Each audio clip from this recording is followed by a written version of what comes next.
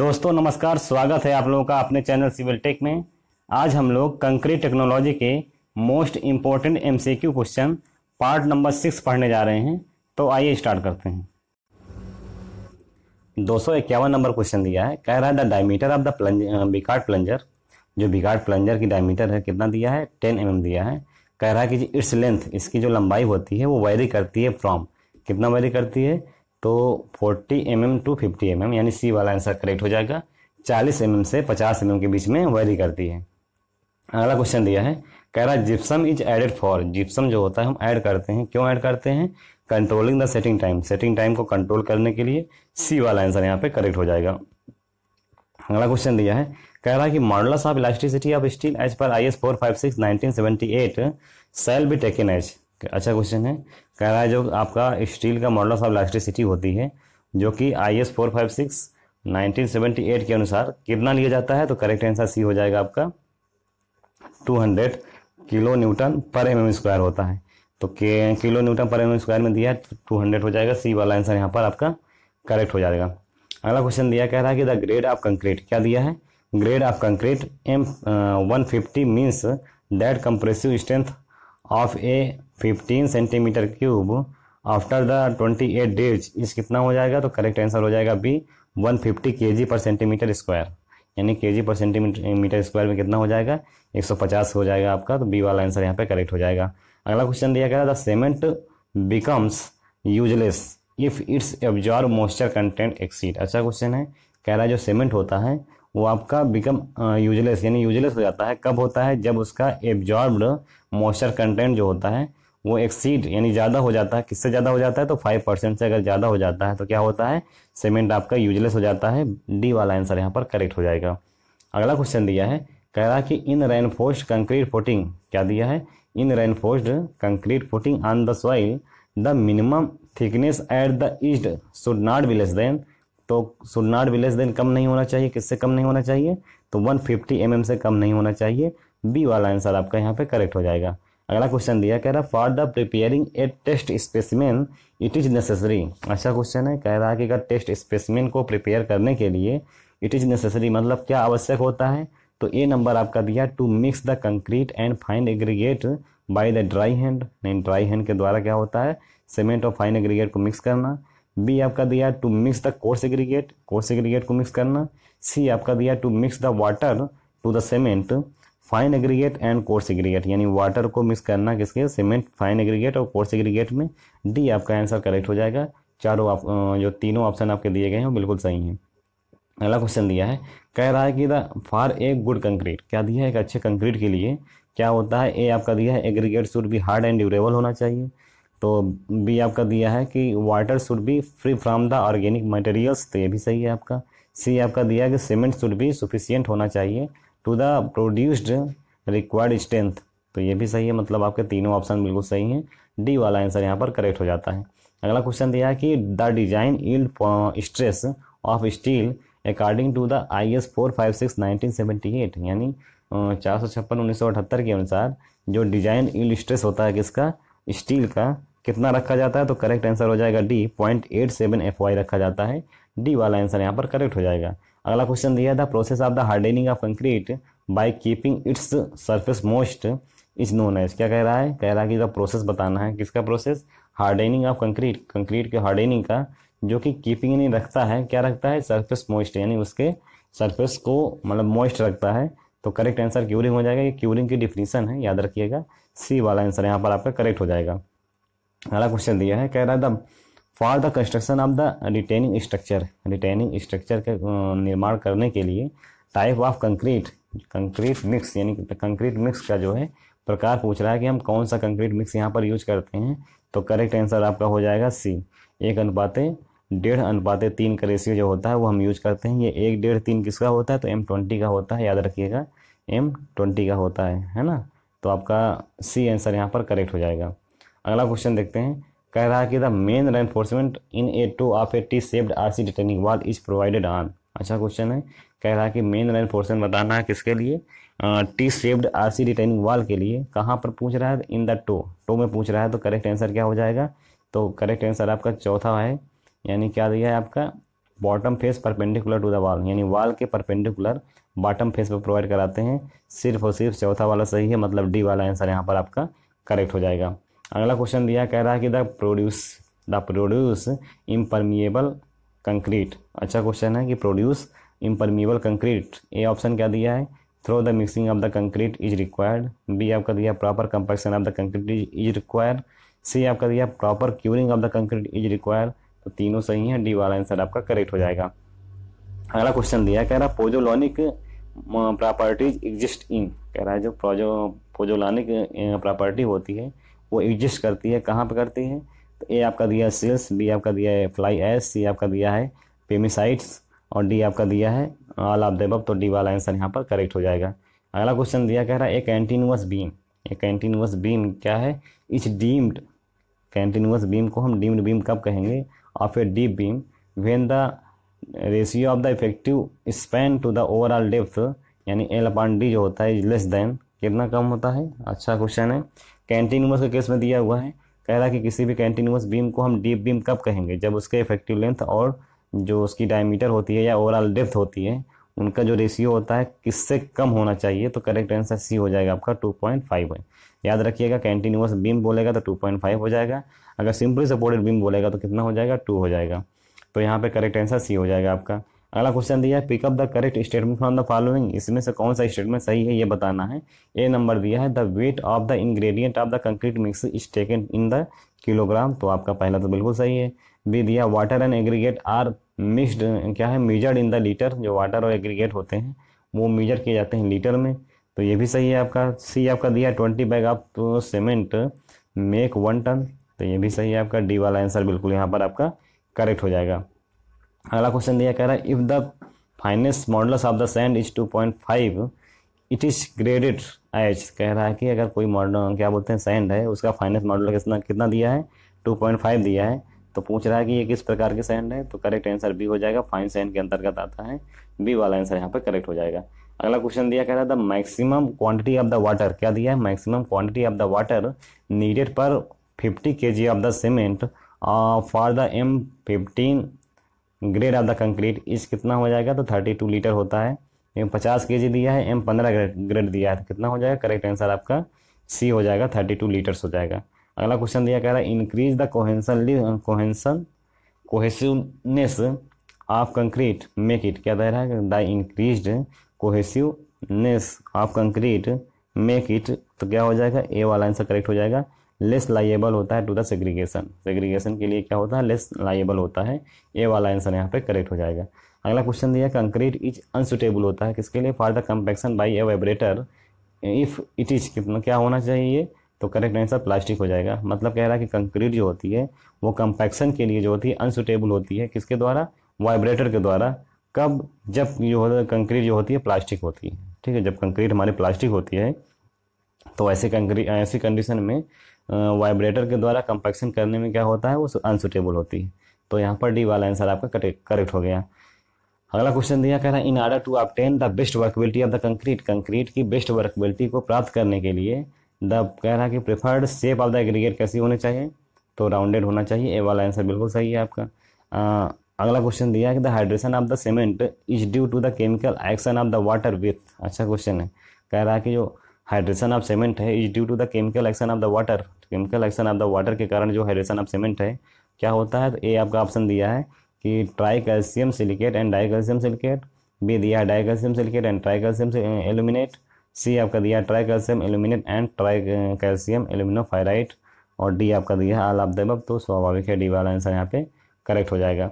अगला क्वेश्चन दिया, an aggregate which pass through the 25 mm ISCU and is retained on the 20 mm CU is said to be flaky if its least dimension is less than, तो क्या हो जाएगा, दोनों का average ले लीजिए, 25 प्लस 20/2 हो जाएगा, एवरेज आने के बाद 3/5 से गुणा कर देंगे, जो आंसर आएगा वही सही हो जाएगा।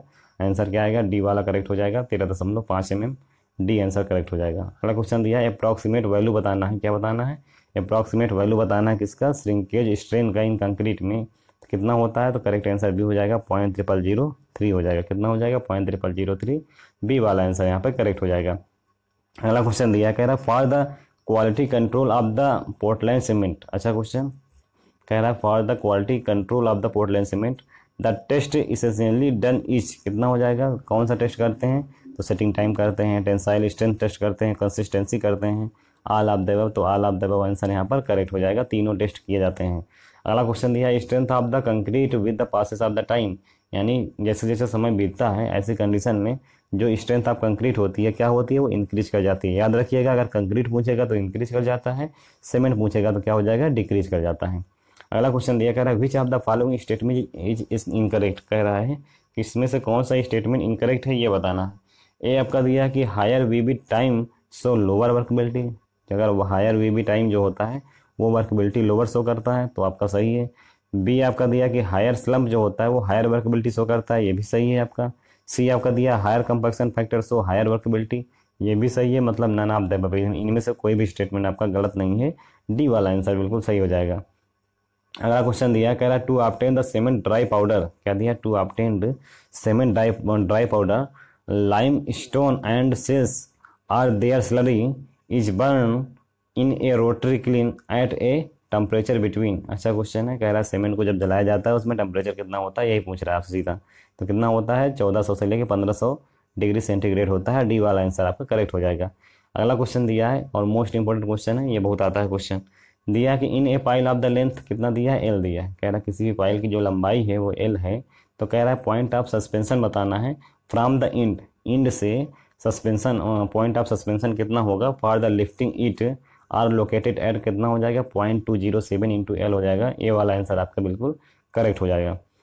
अगला क्वेश्चन दिया कह रहा था curing A concrete for the long period ensure better. अच्छा क्वेश्चन है, कह रहा curing A concrete for the long period ensure better, क्या हो जाएगा, वॉल्यूम स्टेबिलिटी होता है, स्ट्रेंथ होता है, वाटर रेजिस्टेंस होता है, ऑल ऑफ द अबव, तो डी वाला आंसर बिल्कुल करेक्ट हो जाएगा।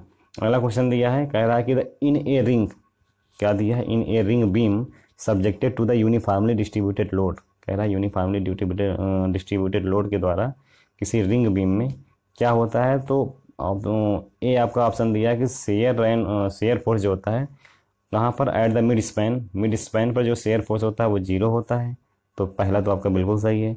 बी आपका दिया है यानी सेकंड नंबर दिया है, कह रहा कि shear force at the mid span में मैक्सिमम होता है, तो ये गलत है आपका।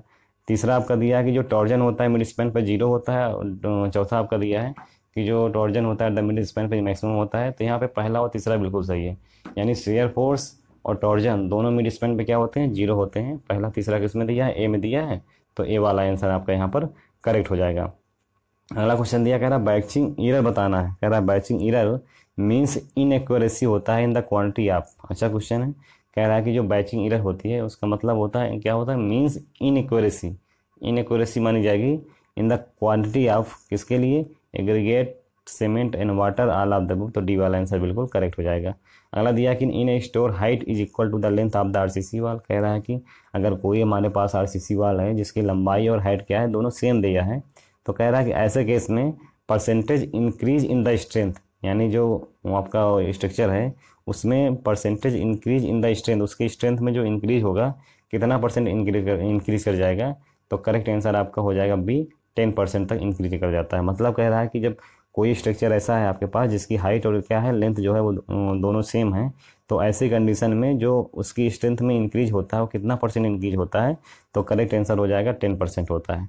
अगला क्वेश्चन दिया कह रहा है if X Y and Z are fineness models of the coarse fine and combined aggregate, कह रहा है the percentage P of fine aggregate to the combined aggregate is कितना हो जाएगा, करेक्ट आंसर हो जाएगा आपका बी, क्या दिया है, पी बराबर हो जाएगा X minus Z upon Z minus Y into 100, क्या हो जाएगा आपका क्वेश्चन, ऑप्शन हो जाएगा आपका बी वाला सही, जिसमें दिया है पी बराबर क्या हो जाएगा, X minus Z upon Z minus Y into 100। ठीक है, आगे देखते हैं, कह रहा है कि if the depth of the actual neutral axis in a beam, कह रहा है if the depth of the actual neutral axis in a beam is more than the depth of the critical neutral axis then the beam is called, कह रहा है कि अगर X is greater than X होता है तो ऐसी condition में वो कौन सी बीम कहलाती है, तो करेक्ट आंसर हो जाएगा आपका ओवर एनफोर्स बीम, यानी ओवर एनफोर्समेंट बीम में क्या होता है, जो एक्स होता है, जो एक्चुअल न्यूट्रल एक्सिस होती है क्या होती है, वो अधिक होती है क्रिटिकल न्यूट्रल एक्सिस से। अगला क्वेश्चन दिया है, कह रहा है कि the proper proportioning of the concrete, कह रहा है proper proportioning of the concrete ensure A आपका दिया desired strength and workability, B आपका दिया डिजायर्ड और ड्यूरेबिलिटी, सी आपका दिया water tightness of the structure, D आपका दिया ऑल ऑफ द अबव। तो क्या हो जाएगा, डी वाला आंसर यहाँ पर बिल्कुल आपका करेक्ट हो जाता है। अगला क्वेश्चन दिया relation between the modulus of fracture FCR दिया है, स्प्लाइटिंग स्ट्रेंथ एफसीएस दिया है, डायरेक्ट टेंसाइल स्ट्रेंथ कितना दिया एफसीएल दिया है। तो कह रहा है कि इसमें बताना है कि कौन सा मतलब जो है इंक्रीजिंग आर्डर में बताना है, ठीक है, रिलेशन बताना है। तो करेक्ट आंसर आपका हो जाएगा बी हो जाएगा, F C R is greater than F C S is greater than क्या होता है एफ सी टी, यानी एल नहीं दिया, ये सी टी दिया होगा आपका, ठीक है। तो एफ सी टी होता है, दरअसल आर एस टी होता है, ऐसे याद कर लीजिए आप लोग। तो एफ सी आर में आर दिया है, इस ग्रेटर देन होता है किससे, एफ सी एस में एस दिया है, एफ सी टी में टी दिया है, तो आर एस टी होता है आपका बी वाला आंसर, आप याद कर लीजिए। अगला क्वेश्चन दिया कि W P and W F R क्या है, weight of cylinder containing partially compacted and fully compacted concrete. अच्छा, क्या मतलब ये क्वेश्चन में क्या दिया है कि डब्ल्यू पी जो दिया है, डब्ल्यू पी का मतलब क्या है आपका, वेट ऑफ सिलेंडर है, सिलेंडर कंटेनिंग है जो कि पार्शियली कंपैक्टेड है, और डब्ल्यू एफ क्या दिया है, ये फुल्ली कंपैक्टेड है। कह रहा है कि इफ़ द कंपैक्शन फैक्टर जो है वो W P upon W F कितना दिया है, 0.95 दिया है। तो कह रहा है वर्कबिलिटी ऑफ कंक्रीट क्या होगी, तो वर्कबिलिटी ऑफ कंक्रीट क्या हो जाएगी, डी आंसर करेक्ट हो जाएगा, हाई हो जाएगी, ठीक है, क्या हो जाएगा, हाई हो जाएगा, डी वाला आंसर आपका करेक्ट हो जाएगा। अगला क्वेश्चन दिया, कह रहा है air entrainment in the concrete increase, कह रहा है air entrainment in concrete increase क्या इंक्रीज करता है, वर्कबिलिटी इंक्रीज करता है, ए वाला आंसर बिल्कुल सही हो जाएगा। अगला क्वेश्चन दिया कंस्ट्रक्शन जॉइंट आर प्रोवाइडेड, कह रहा है कंस्ट्रक्शन जॉइंट जो होता है हम प्रोवाइड कराते हैं, कहाँ प्रोवाइड कराते हैं, where bending moment and shear force are small, जहाँ पर बेंडिंग मोमेंट और शेयर फोर्स क्या होता है, स्मॉल होते हैं। बी आपका दिया where the member is supported by the other member, C आपका दिया at 18 metre apart is the huge structure, और डी आपका दिया ऑल ऑफ द अबव। तो स्वाभाविक है डी वाला आंसर बिल्कुल करेक्ट हो जाएगा। अगला क्वेश्चन दिया, कह रहा था मैक्सिमम डिस्टेंस बताना है between the expansion joint in the structure as पर IS 456 1978। कह रहा है कि IS 456 1978 के अनुसार किसी भी स्ट्रक्चर में जो आपका एक्सपेंशन ज्वाइंट होता है उनके बीच की मैक्सिमम डिस्टेंस कितनी रखी जाती है। तो ये क्वेश्चन तो हमको लग रहा है हमने कई बार पढ़ा है और कई बार बताया है। करेक्ट आंसर आपका सी हो जाएगा, 45 मीटर रखा जाता है, सी वाला आंसर बिल्कुल करेक्ट हो जाएगा। अगला क्वेश्चन दिया है कि ordinary concrete is not use for the concrete grade, कह रहा है कौन सी ग्रेड ऐसी है कंक्रीट की जो ऑर्डिनरी कंक्रीट में नहीं यूज करते हैं। तो करेक्ट आंसर क्या हो जाएगा, डी वाला हो जाएगा, M400 आजकल जो क्वेश्चन आ रहा है M40 करके आता है, तो आपका डी वाला आंसर यहाँ पर बिल्कुल सही हो जाएगा।